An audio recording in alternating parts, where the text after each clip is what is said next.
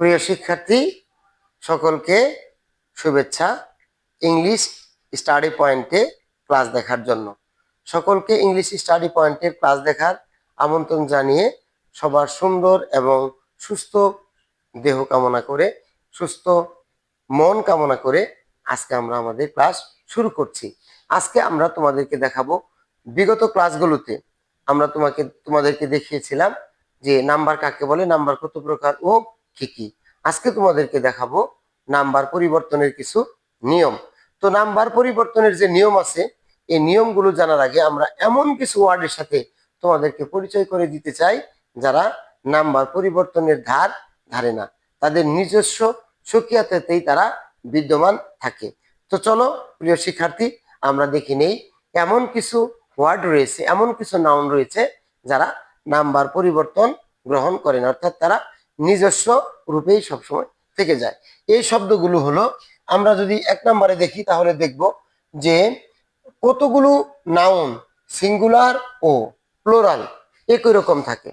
অর্থাৎ এমন কিছু ওয়ার্ড আছে যারা কখনো সিঙ্গুলার থেকে প্লুরাল হয় না, অর্থাৎ সিঙ্গুলারেও যা প্লুরালেও তাই তারা ব্যবহৃত হয়।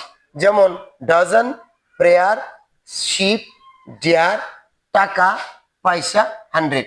এর পরেও প্রিয় শিক্ষার্থী, তুমি তোমার পাঠ্যপুস্তক খুলে দেখো, তোমার গ্রামারের ভিতরে আরো অনেক শব্দ আছে, যে আমরা যে শব্দগুলো, যেহেতু এটা অনলাইন ক্লাস, আমরা শুধু তোমাদেরকে সজাগ করে দিতে চাই যে আসলে এই ধরনের বিষয়গুলো একজন শিক্ষার্থী হিসেবে তোমার শেখার দরকার। ভাষা শেখার জন্য এই বিষয়গুলো তোমার দরকার রয়েছে। আমরা এখানে লিখেছি ডজন, পেয়ার, শিপ, ডিয়ার, টাকা, পয়সা এবং 100। এছাড়াও আরো অনেক শব্দ তোমার বইয়ের মধ্যে আছে, তুমি সেগুলো একেবারে অর্থ সহ পড়ে নেবে। দ্বিতীয় প্রকারের হলো, এমন কতগুলো নাউন রয়েছে যে নাউনগুলো সবসময় কি হয়, সিঙ্গুলার হয়, এরা কখনো প্লুরাল হয় না। যেমন furniture, news, audience, hair, poetry এবং ব্রিক। এছাড়াও আরো শব্দ রয়েছে যেগুলো তোমাকে স্টাডি করতে হবে। একজন শিক্ষার্থী হিসেবে তোমাকে কিন্তু এই বিষয়গুলো খুব সজাগ থেকে শিক্ষা অর্জন করতে হবে। কেননা যখন রাইট ফর্মস অফ ভার্ব বা অন্যান্য বাক্য তৈরি করতে হবে, তখন কিন্তু অক্সিলারি ভার্ব ব্যবহারের সময় অক্সিলারি ভার্ব কিন্তু একেবারে সাবজেক্টের নাম্বার পার্সন অনুযায়ী কিন্তু ব্যবহৃত হয়।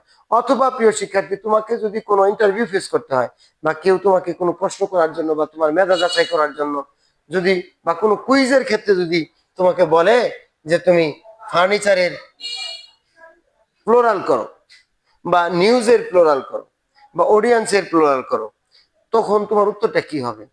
তখন তোমার উত্তরটা হবে হাসি মুখে যে এটা এমন নাউন, ফার্নিচার এমন একটা নাউন, বা নিউজ এমন একটি নাউন যার কোনো প্লুরাল নেই, এরা শুধুই সিঙ্গুলার। তখন কিন্তু প্রশ্নকারক বুঝতে পারবে যে এই শিক্ষার্থীর মেধা আছে ইংলিশে। সুতরাং এই শব্দগুলোর সাথে তোমার পরিচয় থাকতে হবে, যারা এমন শব্দ যাদের কোনো কি হয় না, সিঙ্গুলার থেকে এরা প্লুরাল হয় না, এরা হচ্ছে চির সিঙ্গুলার, এরা চির সিঙ্গুলার, শুধু সিঙ্গুলার অর্থে এরা প্রদান করে। 3 নম্বরে হলো, কতগুলো নাউন শুধু প্লুরাল হয়, কতগুলো নাউন কি হয়, শুধু প্লুরাল হয়। যেমন scissors, trousers, vegetable, thanks, wages, ashes, alms, asset এবং স্পেকটেকলস। এই শব্দগুলো সবসময়ই কি হয় না, এই নাউনগুলো সবসময় প্লুরাল হয়, অর্থাৎ এরা কখনো সিঙ্গুলার হয় না। অনুরূপভাবে তুমি যখন রাইট ফর্মস অফ ভার্ব করতে যাবে, যখন এই শব্দগুলো দেখবে, তারপরে কিন্তু তোমাকে অবশ্যই প্লুরাল ভার্ব ব্যবহার করতে হবে। সুতরাং আমরা ব্যতিক্রমধর্মী ওয়ার্ডগুলোকে আগে চিনে নেই, আগে তাদেরকে আমরা কি করি, পার্থক্য করে নেই বা শব্দ থেকে আলাদা করে নেই, যে এই শব্দগুলোর শুধু সিঙ্গুলার ও প্লুরালের একই অর্থ হয়, এই শব্দগুলোর শুধু সিঙ্গুলার হয়, এই শব্দগুলোর শুধু প্লুরাল হয়। তাহলে কিন্তু আমাদেরকে বাক্য গঠনের ক্ষেত্রে, ভার্ব ব্যবহারের ক্ষেত্রে অনেকটাই আমাদের সহজ হবে। সুতরাং এই বিষয়গুলো আমাদেরকে জানতে হবে। এখন আমি তোমাদেরকে দেখাবো যে কতগুলো পার্সোনাল প্রোনাউন আছে, কতগুলো পার্সোনাল প্রোনাউন আছে, ওরা কিভাবে নিজের বচনকে পরিবর্তন করে। আমরা কিন্তু এটা শেষ করেছি যে কিছু শব্দ আছে যারা সিঙ্গুলারে এবং প্লুরালে একই রকম, যারা সিঙ্গুলারে একরকম, যারা প্লুরালে একরকম। সুতরাং এগুলো আমাদেরকে আয়ত্তে রাখতে হবে। এখন আমরা তোমাদেরকে দেখাবো যে কিছু পার্সোনাল প্রোনাউন আছে যেগুলো সিঙ্গুলার থেকে কত সুন্দর করে প্লুরাল হয়। তাহলে আমাদেরকে বুঝতে হবে যে যদি আমরা দেখি যে আসলে কিভাবে এই প্রোনাউনগুলো সিঙ্গুলার থেকে প্লুরাল হয়, আমরা এখানে লিখে নিলাম সিঙ্গুলার, এখানে প্লুরাল, PURAL। কি হলো? প্লুরাল, সিঙ্গুলার এবং প্লুরাল। যেমন একটা প্রোনাউন আছে আই, আয়ের বহুবচন হলো কি? উই। আয়ের বহুবচন কি? উই। আছে কি? হি। হি এর বহুবচন হলো কি? দে। মি, মি এর বহুবচন হলো আস। তাহলে I, we, he, they, we, us, she, they. এখন যদি লিখি সি, সিও কিন্তু দে। তাহলে ইউ, ইউ, এটাও কিন্তু ইউ। তুমি, তোমরা। তাহলে আমরা যখন দেখব যে সাবজেক্টের মধ্যে এই প্রোনাউনগুলো আছে, তাহলে I, I singular, he singular, me singular, she singular, you singular. সিঙ্গুলারে ইউ, প্লুরালেও ইউ। তাহলে আমি, আমরা, সে, তারা, আমাকে, আমাদিগকে। সে অর্থ সে, স্ত্রীলিঙ্গ, দে তারা। এখন ইউ, ইউ এর বহুবচন কিন্তু ইউই হয়ে গেল।